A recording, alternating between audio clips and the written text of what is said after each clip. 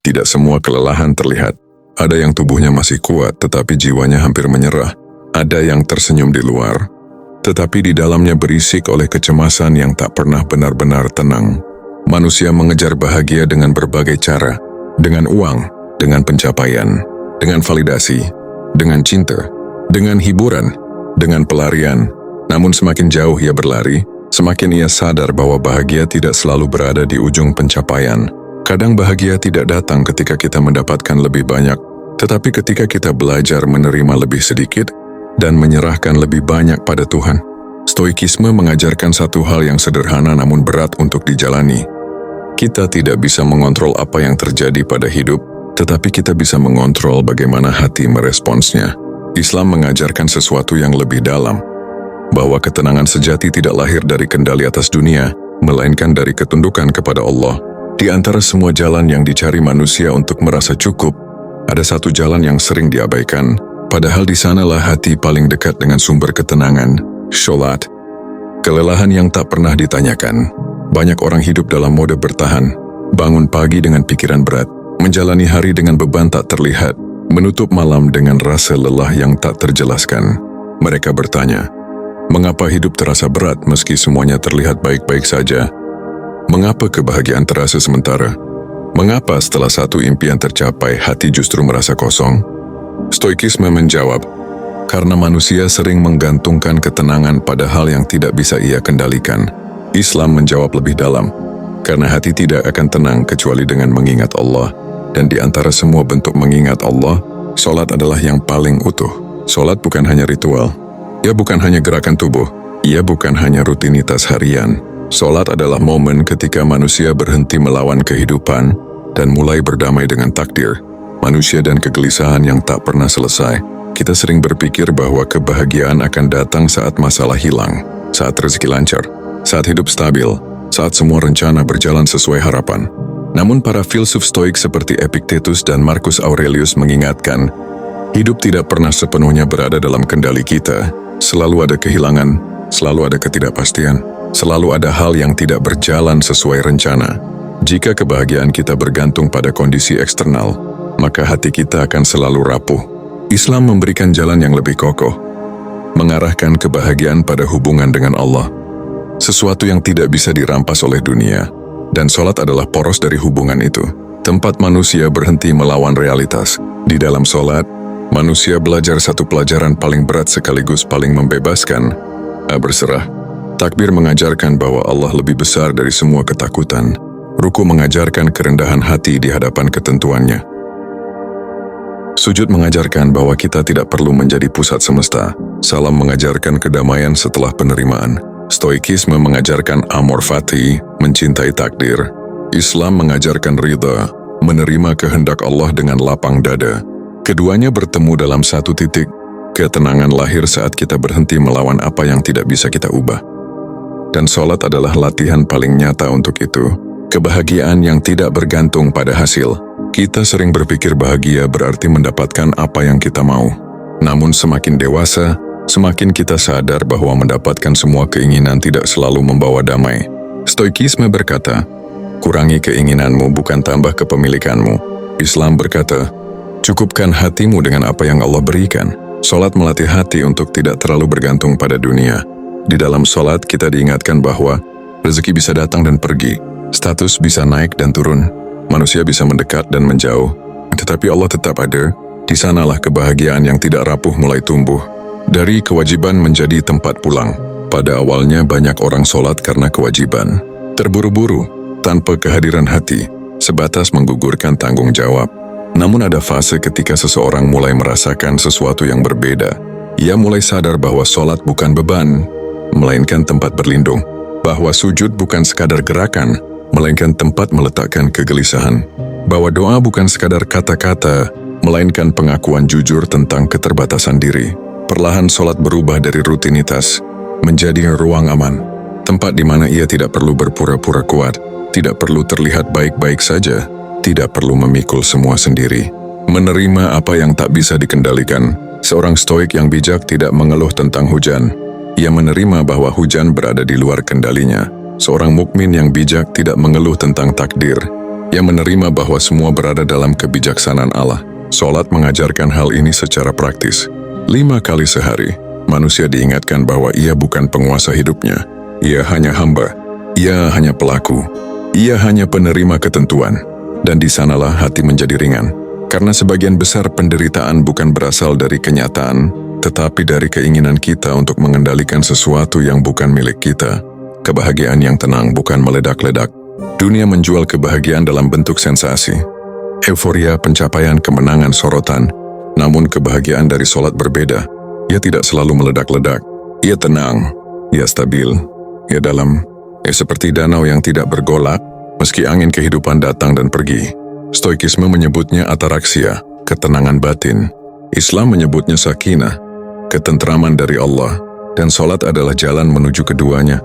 Seseorang yang menemukan bahagia di saat menyerah. Ada seseorang yang selama bertahun-tahun mengejar bahagia dengan cara yang salah. Ia percaya bahwa semakin banyak ia memiliki, semakin bahagia ia akan merasa. Namun setelah mencapai banyak hal, ia tetap merasa kosong. Hingga suatu malam, dalam kelelahan yang paling jujur, ia berdiri untuk solat. Bukan karena semangat, melainkan karena tidak tahu harus kemana lagi. Dalam sujudnya, ia tidak meminta dunia berubah. Ia makanya berkata dalam hati, "Jika aku tidak bisa mengendalikan hidup, setidaknya ajari aku menerima." Dan sejak malam itu, bukan dunia yang berubah, tetapi cara hatinya memandang dunia. Ia mulai belajar bahwa bahagia bukan tentang menang melawan hidup, melainkan tentang berdamai dengannya. Solat sebagai seni hidup yang tenang. Stoikisme mengajarkan hidup sederhana, tidak reaktif, dan berfokus pada kebajikan. Islam mengajarkan hidup tawadhu, sabar, dan penuh kesadaran akan akhirat. Solat melatih semua itu. Ia mengajarkan kesabaran saat menunggu waktu solat, dan disiplin dalam menjaga kewajiban, rendah hati saat berdiri di hadapan Allah, keikhlasan saat beramal tanpa ingin dipuji. Setiap rakaat adalah latihan karakter, setiap sujud adalah latihan kerendahan hati, setiap salam adalah latihan kedamaian. Bukan karena dunia sempurna, tapi karena hati damai. Bahagia dengan solat bukan berarti hidup tanpa masalah. Masalah tetap ada, kesedihan tetap datang, ujian tetap berjalan. Namun yang berubah adalah cara hati memeluk semua itu. Ia tidak lagi panik, tidak lagi berlebihan dalam berharap, tidak lagi hancur saat kehilangan.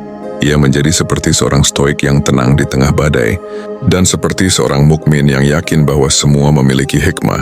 Namun perjalanan ini belum selesai, karena ada satu hal yang lebih dalam dari sekadar solat sebagai sumber ketenangan.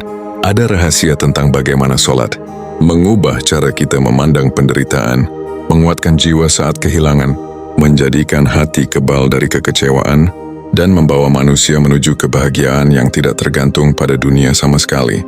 Itu akan kita masuki di bagian 2, di mana solat tidak lagi hanya menjadi sumber damai, tetapi menjadi jalan kebijaksanaan dan kemerdekaan batin.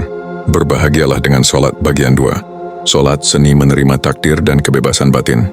Pada titik tertentu dalam hidup, manusia akan menyadari satu kebenaran yang tidak bisa dihindari, bahwa tidak semua hal bisa dikendalikan, bahwa rencana bisa gagal, bahwa harapan bisa runtuh, bahwa kehilangan bisa datang tanpa aba-aba.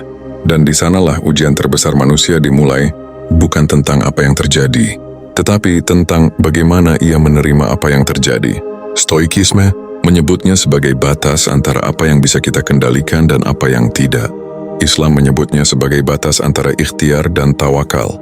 Solat berada tepat di tengah batas itu, mengajarkan kita untuk berusaha tanpa diperbudak hasil, dan menerima tanpa kehilangan harapan. Saat hidup tidak berjalan sesuai harapan, tokoh dalam kisah ini, yang perlahan menemukan ketenangan dalam solat, mulai memahami bahwa hidup tidak akan pernah sepenuhnya sesuai dengan rencana. Ada hari-hari di mana usaha terasa sia-sia. Ada hari-hari di mana doa belum juga terjawab. Ada hari-hari di mana hati ingin menyerah. Namun kini ia tidak lagi bertanya, "Mengapa ini terjadi padaku?" Ia mulai bertanya dengan cara yang berbeda. "Apa yang bisa kau pelajari dari ini? Bagaimana aku bisa tetap tenang di tengah ini?" Stoikisme mengajarkan bahwa penderitaan sering datang bukan dari peristiwa, melainkan dari penilaian kita terhadap peristiwa tersebut.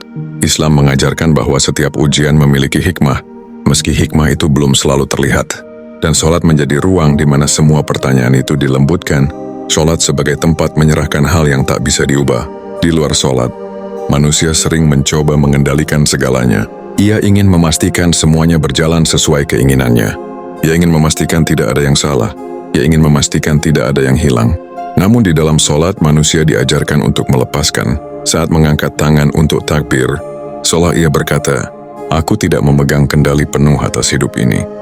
Saat ruku, ia mengakui bahwa ada kebijaksanaan yang lebih tinggi dari pikirannya. Saat sujud, ia menyerahkan ego dan mengakui keterbatasannya sebagai manusia. Stoikisme mengajarkan untuk tidak melawan kenyataan. Islam mengajarkan untuk ridha terhadap ketentuan Allah, dan sholat adalah latihan paling nyata untuk itu. Kebebasan sejati tidak lagi diperbudak hasil. Sebagian besar manusia terpenjara bukan oleh keadaan, melainkan oleh ekspektasi. Mereka bahagia hanya jika hasil sesuai harapan. Mereka kecewa jika realita berbeda dari rencana. Mereka hancur jika sesuatu tidak berjalan seperti yang dibayangkan. Tokoh dalam kisah ini mulai menemukan kebebasan yang berbeda. Ia mulai memahami bahwa kebahagiaan tidak harus menunggu hasil, ketenangan tidak harus menunggu keberhasilan, kedamaian tidak harus menunggu dunia berubah. Sholat mengajarkannya satu prinsip yang sangat stoik. Lakukan yang terbaik, serahkan sisanya pada Allah. Dengan begitu hatinya menjadi ringan. Ia bekerja tanpa tersusun. Ia berusaha tanpa dilumpuhkan ketakutan. Ia berharap tanpa terikat berlebihan. Saat kehilangan tidak lagi menghancurkan, akan ada saat di mana hidup mengambil sesuatu dari kita. Waktu, kesempatan, orang yang kita cintai, rencana yang kita bangun. Bagi banyak orang kehilangan terasa seperti akhir dari segalanya. Namun bagi hati yang dilatih oleh sholat, kehilangan menjadi sesuatu yang bisa diterima, meski tetap terasa. Tokoh ini pernah kehilangan sesuatu yang sangat berarti baginya. Dulu kehilangan itu mungkin akan menghancurkannya. Namun kini ia berdiri dalam sholat dengan satu kesadaran baru. Apa yang Allah ambil tidak pernah benar-benar milikku. Apa yang Allah tetapkan selalu mengandung hikmah. Stoikisme mengajarkan bahwa segala sesuatu bersifat sementara. Islam mengajarkan bahwa segala sesuatu adalah titipan. Dan sholat menanamkan kesadaran itu. Pelan lembut namun mengubah cara pandang secara permanen. Sholat dan kekuatan menghadapi kecewa. Kekecewaan adalah bagian dari hidup. Manusia kecewa pada orang lain, pada keadaan, pada dirinya sendiri, bahkan pada takdir. Namun hati yang terbiasa dengan sholat memiliki ketahanan yang berbeda. Ia tidak menolak kecewa, tetapi ia tidak tenggelam di dalamnya. Ia belajar berkata, "Aku sudah berusaha, aku sudah berdoa. Jika hasilnya berbeda, pasti ada hikmah yang belum kupahami." Stoikisme menyebut ini sebagai ketangguhan mental. Islam menyebutnya sebagai sabar dan tawakal, dan sholat menjadi sumber dari keduanya. Saat masalah tidak lagi terasa sebagai musuh. Dulu setiap masalah terasa seperti ancaman, seperti sesuatu yang harus ditakuti, seperti bukti bahwa hidup tidak adil. Namun kini, tokoh ini mulai melihat masalah dengan cara yang berbeda. Masalah bukan lagi musuh, masalah menjadi latihan, menjadi jalan pendewasaan, menjadi sarana mendekat pada Allah. Ia menyadari bahwa setiap kesulitan melatih kesabaran, setiap penundaan melatih keikhlasan, setiap kegagalan melatih kerendahan hati. Stoikisme mengajarkan untuk melihat tantangan sebagai peluang untuk bertumbuh. Islam mengajarkan bahwa ujian adalah tanda kasih sayang Allah, dan sholat menjaga hati agar tidak lupa pada makna itu. Kebahagiaan baru. Tenang meski hidup tidak ideal. Di titik ini, sesuatu yang sangat penting berubah dalam diri tokoh ini. Ia tidak lagi menunggu hidup menjadi sempurna untuk merasa bahagia. Ia tidak lagi menunda ketenangan sampai semua masalah selesai. Ia tidak lagi menggantungkan damai pada keadaan. Ia mulai merasakan kebahagiaan yang lebih dewasa, lebih stabil, lebih tenang, lebih dalam. Bukan kebahagiaan yang meledak-ledak, melainkan kebahagiaan yang seperti cahaya lembut. Selalu ada meski tidak selalu terlihat, dan pusat dari kebahagiaan itu adalah sholat. Namun perjalanan batin ini belum mencapai puncaknya. Masih ada satu lapisan yang lebih dalam, tentang bagaimana sholat tidak hanya memberi ketenangan, tetapi juga membebaskan manusia dari ketergantungan pada dunia sepenuhnya. Tentang bagaimana sholat mengubah cara seseorang memandang ambisi, ketakutan, assumption border, kematian, wersur, makna hidup, dan tujuan sejati keberadaan manusia. Di bagian 3, kita akan masuk ke puncak perjalanan ini, di mana sholat tidak lagi hanya menjadi tempat berlindung, tetapi menjadi jalan kebijaksanaan, kematangan jiwa dan kebahagiaan sejati. Berbahagialah dengan sholat bagian 3. Puncak perjalanan, bebas dari dunia, tenang dalam takdir, bahagia dalam sujud. Pada akhirnya, Manusia akan sampai pada satu fase dalam hidup di mana ia tidak lagi bertanya, bagaimana agar hidup selalu berjalan sesuai keinginanku? Melainkan mulai bertanya, bagaimana agar hatiku tetap tenang apapun yang terjadi? Di titik inilah perjalanan tokoh dalam kisah ini mencapai kedalaman yang baru. Ia tidak lagi hanya menggunakan solat untuk mencari ketenangan. Ia mulai memahami bahwa solat bukan sekadar sumber damai, melainkan jalan pembebasan dari belenggu dunia. Kebijaksanaan baru. Tidak semua hal harus dimiliki. Dulu ia berpikir bahwa kebahagiaan berarti memiliki lebih banyak harta, lebih banyak pencapaian, lebih banyak pengakuan, lebih banyak kendali. Namun semakin ia mendalami solat, semakin ia menyadari bahwa semakin banyak kita menggenggam dunia, semakin berat hati kita. Stoikisme mengajarkan bahwa keterikatan berlebihan adalah sumber penderitaan. Islam mengajarkan bahwa cinta berlebihan pada dunia akan mengeraskan hati. Di dalam solat ia belajar satu kebenaran yang membebaskan, bahwa ia tidak harus memiliki segalanya untuk merasa cukup. Ia belajar merasa kaya bukan karena banyaknya milik, tetapi karena sedikitnya ketergantungan, solat dan kemerdekaan batin. Kebanyakan manusia merasa bebas, padahal mereka terikat pada banyak hal. Karena opini orang, standar sosial, ekspektasi. Ketakutan gagal, ketakutan kehilangan. Namun tokoh ini mulai merasakan kemerdekaan yang berbeda. Saat ia berdiri dalam solat, ia tidak lagi merasa perlu membuktikan apapun pada dunia. Ia tidak lagi terobsesi dengan citra, tidak lagi terjebak dalam perbandingan, tidak lagi dikendalikan oleh rasa ingin dipuji. Ia hanya seorang hamba, berdiri di hadapan Tuhannya, tanpa topeng, tanpa tuntutan, tanpa beban. Dan di sanalah ia merasakan kebebasan sejati, saat ambisi tidak lagi menguasai hati. Ambisi tidak selalu buruk, namun ambisi yang tidak terkendali sering membuat manusia gelisah, takut tertinggal, takut kalah, takut tidak cukup. Solat mengajarkan keseimbangan, berusaha tanpa diperbudah, bercita-cita tanpa kehilangan damai, mengejar tujuan tanpa melupakan tujuan akhir. Tokoh ini masih memiliki mimpi, masih memiliki harapan, masih ingin berkembang. Namun kini ambisi tidak lagi menguasai hatinya. Ia tidak lagi panik jika tertunda, tidak lagi hancur jika gagal, tidak lagi sombong jika berhasil, karena ia tahu, hasil bukanlah sumber harga diri. Ridha Allah lah yang paling utama. Menghadapi kematian dengan tenang, ada satu ketakutan terbesar yang menghantui banyak manusia, ketakutan akan kematian.